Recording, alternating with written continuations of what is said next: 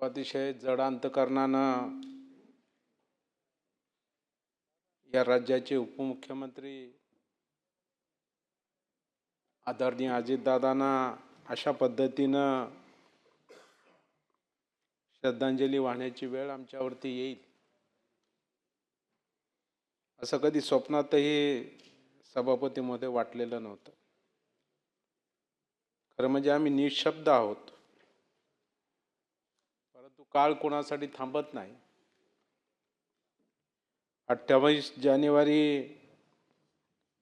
हा दिवस संपूर्ण महाराष्ट्रासाठी काळा दिवस होता.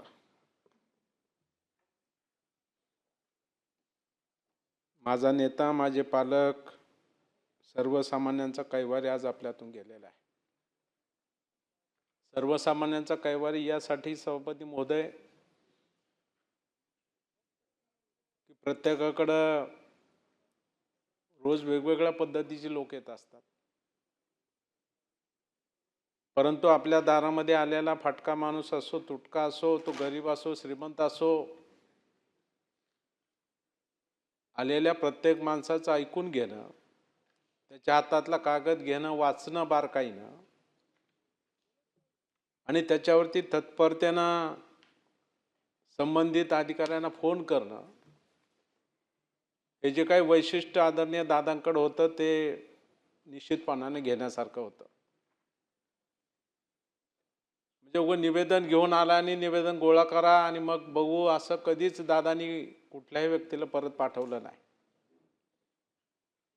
आणि म्हणून महाराष्ट्रातल्या सामान्य लोकांना विश्वास होता की दादांकडे गेल्यानंतर आपल्या प्रश्नाचं उत्तर मिळतंय. आणि म्हणून सकाळी 6 वाजल्यापासून लोकांना भेटण्यासाठी उपलब्ध असणारा कदाचित दादा हे एकमेव नेतृत्व या राज्याला लाभलेलं होतं. ते वेळेचे तत्पर होते, शिस्तीचे भोक्ते होते, स्वच्छतेचे पुजारी होते.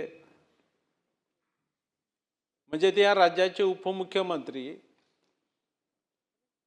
मग कुठं कलेक्टर ऑफिसमध्ये डीपीशी बैठकीला गेलो, कुणा अजून कुठल्या आढावा बैठकीला गेलो, एखादा कागदाचा तुकडा पडलेला खाली दिसला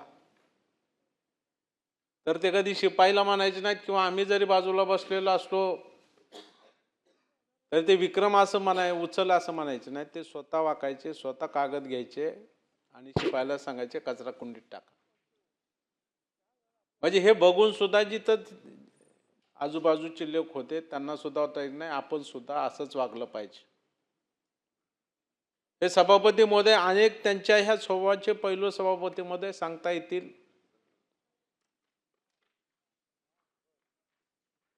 जैसे बोले तैसा चाले, त्याचे वंदावी पावले संत वचन आहे सभापती महोदय. त्या पद्धतीनं एकदा बोलले की ते काम झालं असं समजा. होतंय तर होतंय आणि नाही तर नाही असे एक घाव दोन तुकडे करणारं नेतृत्व सभापती महोदय दादाच्या रूपाने या महाराष्ट्राला लाभलेलं होतं. आज अनेकांना खरं म्हणजे वाढदिवसाच्या दिवशी आठवण होईल दादांची. प्रत्येकाची बारकाईनं नोंद, ते भले विरोधी पक्षाचा आमदार असो, आपला असो, मंत्री महोदय असोत, या सगळ्यांच्या वाढदिवसाची नोंद ठेवून अगदी सकाळी 8 वाजता सभापती महोदय त्यांचा फोन असायचा, विक्रम काळे वाढदिवस आहे तुमचा, आज तुम्हाला शुभेच्छा. म्हणजे सभापती महोदय अनेकांना आपला वाढदिवस आज आहे असं दादाचा फोन आल्यावर कळायचं. म्हणजे इतकी बारकाईनं काळजी घेणारं हे नेतृत्व सभापती महोदय या महाराष्ट्राला लाभलेलं होतं. सभापती महोदय प्रशासनावर तर त्यांची पकड होती, आपण सगळेजण पाहत होतो, परंतु अधिकाऱ्याला रागवले तरी अधिकाऱ्यांना तेवढ्याच आपुलकीच्या नात्यानं त्यांचे प्रश्न सोडवणं असेल, त्यांची काळजी घेणं असेल किंवा हे तुम्ही जनतेचे सेवक आहात, जनतेची कामं करा हे सांगणं असेल, या माध्यमातून सुद्धा आपल्या कामातून एक वेगळी ओळख अधिकाऱ्यांवर त्यांनी त्या ठिकाणी निर्माण केलेली होती. सभापती महोदय कुठला अधिकारी त्यांना कधी बनवू शकत नव्हता, कारण त्यांना तेवढा तो गाढा अभ्यास प्रत्येक क्षेत्रातला. म्हणजे कुठल्या इमारतीच्या उद्घाटनाला गेलो तर पहिल्यांदा ते पाहणी करायचे आणि मग फीत कापायची. आणि इथं हे राहिलंय तिथं ते राहिलंय, ही टाईल्स खराब वापरली तुम्ही, कुठल्या कंपनीची वापरली, हे नळ कुठल्या कंपनीचे आहेत, एवढा बारकाईनं अभ्यास असणारं त्या क्षेत्रातला सभापती महोदय दादांच्या रूपानं आपण त्या ठिकाणी पाहिलेलं आहे. इमारती ह्या सुंदर झाल्या पाहिजेत, चांगल्या झाल्या पाहिजेत. शेवटी हा जनतेचा पैसा आहे, त्याचा पुरेपूर वापर व्हायला हवा. हा कटाक्ष नेहमीच त्यांचा अधिकाऱ्यांचा असायचा. एखादी इमारत त्यांच्या मतदारसंघात असो, महाराष्ट्रात असो, बांधायची झाली तर 3-3दा नकाशे बघणं असेल, त्यातल्या बारकावून समजून घेणं असेल किंवा त्यातल्या दुरुस्त्या सांगणं असेल, असं सभापती महोदय अत्यंत बारकाईनं ह्या इमारतीसुद्धा शासनाच्या जरी असल्या तरी त्या सुंदर व्हाव्यात, हा कटाक्ष नेहमीच सभापती महोदय त्यांचा त्या ठिकाणी राहिला. आज सभापती महोदय खऱ्या अर्थानं साखर उद्योगांचा आणि सहकार क्षेत्राचा आधारवड गेलेला आहे. साखर उद्योग आणि सहकार हा त्यांचा आवडीचा विषय. म्हणजे महाराष्ट्रात साखर उद्योगाला कुठलीही अडचण आली, कुठलंही संकट आलं किंवा कुठल्या सहकार क्षेत्रावरती एखादं संकट आलं तर त्याचं उत्तर कोणाकडे असेल तर ते अजितदादांकडे असेल, असं प्रत्येक सामान्य नागरिकाला सभापती महोदय त्या ठिकाणी वाटायचं. आणि म्हणून भले ते कारखाना विरोधकाच्या ताब्यात असेल, परंतु काय रिकव्हरी आहे, किती ऊस गेला, ऊस संपणार का, किती भाव देत आहे, असे वास्तविकपणे चौकशी करून त्यांना जरी अडचण असली तरी त्या अडचणीला मदत करणं. आणि भले विरोधक असले तरी शेवटी ही जनतेच्यासाठी हे संस्था आहेत आणि ह्या सर्वसामान्य शेतकऱ्यांच्या संस्था आहेत. त्या जपल्या पाहिजेत, वाढल्या पाहिजेत, नव्हे तर त्याचा विकास झाला पाहिजे. हे सातत्यानं बघण्याचं काम सभापती महोदय त्या ठिकाणी दादांनी केलं. अनेक बँकांना मदत करण्याची विषय असेल, सहकार बँका, शेवटी स्वर्गीय वसंतदादा पाटील साहेब या राज्याचे मुख्यमंत्री, त्यांच्या माध्यमातून या जिल्हा बँका टिकल्या पाहिजेत, पुढे गेल्या पाहिजेत. कारण शेवटी शेतकऱ्यांची आर्थिक क्रांती घडवणाऱ्या ह्या संस्था आहेत आणि म्हणून त्याची काळजी घेण्याचं काम सुद्धा सातत्यानं माननीय अजितदादांनी त्या ठिकाणी केलेलं आहे. आज सभापती महोदय लाडकी बहीणसारखी महिलांच्या जीवनामध्ये क्रांती घडवणारी योजना राज्याला या दादांनी दिली. एवढी योजनाच नाही तर अशा अनेक योजना सभापती महोदय आपल्याला या ठिकाणी सांगता येतील. परंतु खऱ्या अर्थाने सामान्य महिलेला आज तिची मान ताठ मानाने उंच होऊन सभापती महोदय त्याला त्या कुटुंबामध्ये एक त्या ठिकाणी मान सन्मान मिळवणारी ही लाडकी बहीण योजना आज दादाच्या रूपानं या महाराष्ट्राला सभापती महोदय मिळालेली आहे. याची नक्कीच इतिहासामध्ये सुद्धा सभापती महोदय या ठिकाणी नोंद होईल. खरं म्हणजे नदी जलमय झाली असं मी म्हणेल.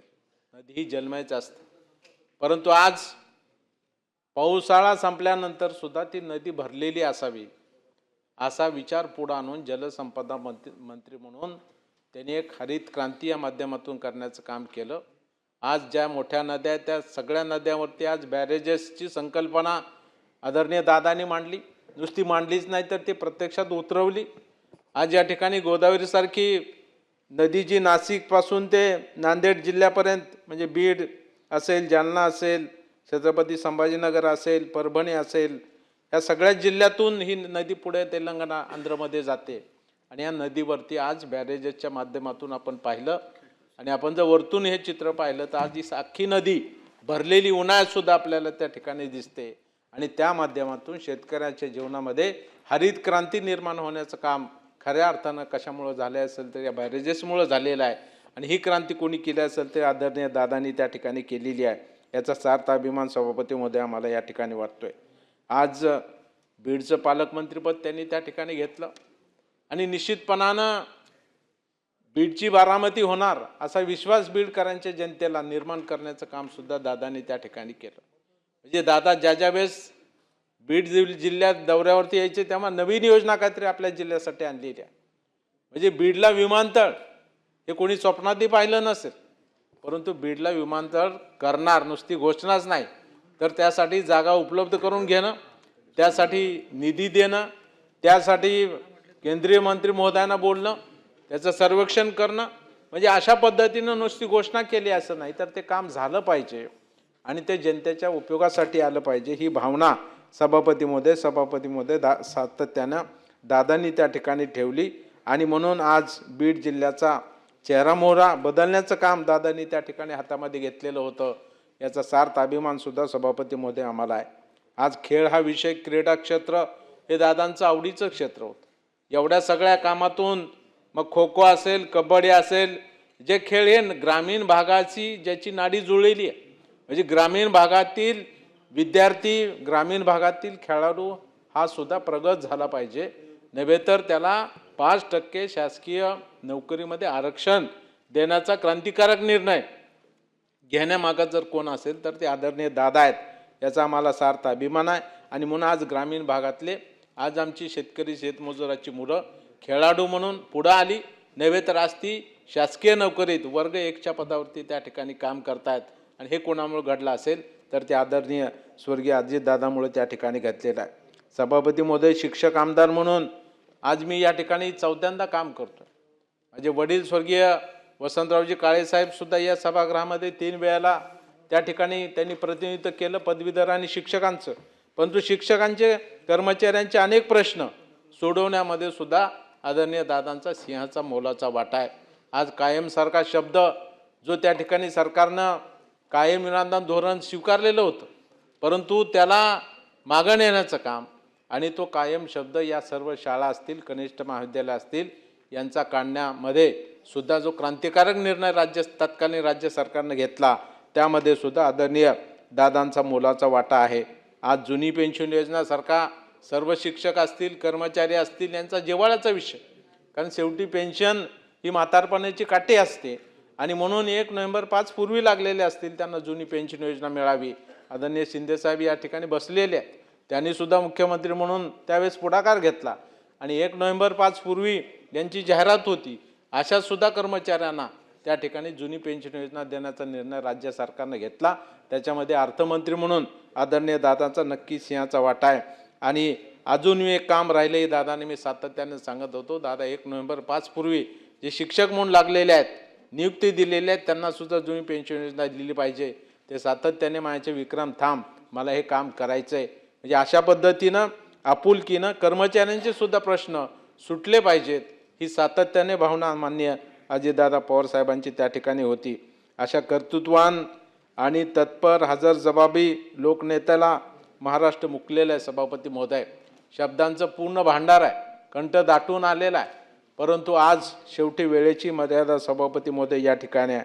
आणि म्हणून मी अशा या लोकनेत्याला महाराष्ट्र राज्य राष्ट्रवादी शिक्षक संघ, काळे परिवार, राष्ट्रवादी काँग्रेस पार्टीच्या वतीनं भावपूर्ण श्रद्धांजली सभापती महोदय या ठिकाणी अर्पण करतो.